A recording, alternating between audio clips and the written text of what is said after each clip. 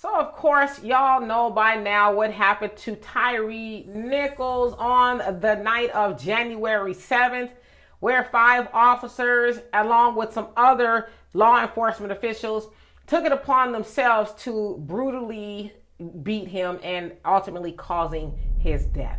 And of course, a lot of people have responded to what they saw on that video that was released about the incident, and President Barack Obama and Michelle released this joint statement on Twitter.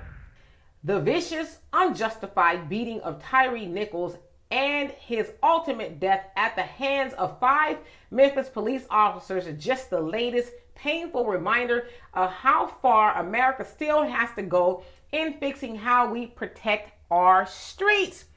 Yeah, I don't have a problem with what you said there.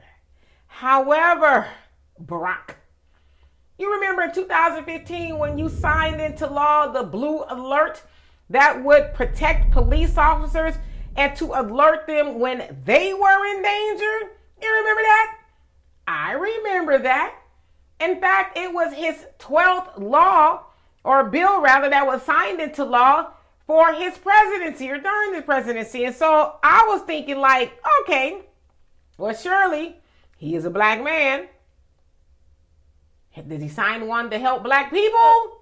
To protect and alert black people like, hey, black people, there's some cops running around there, you brutalizing black people. Y'all stay in the house now. Don't come outside. Have your head on swivel. I don't remember that type of law, but he signed into law to protect police officers who were out there doing the most, especially the black people. Y'all also remember Trayvon Martin in 2012 was murdered by that of George Zimmerman. And Barack Obama says, well, if I had a son, I would be a concern. But his concern didn't roll into any specific protections for black people. It was just talk.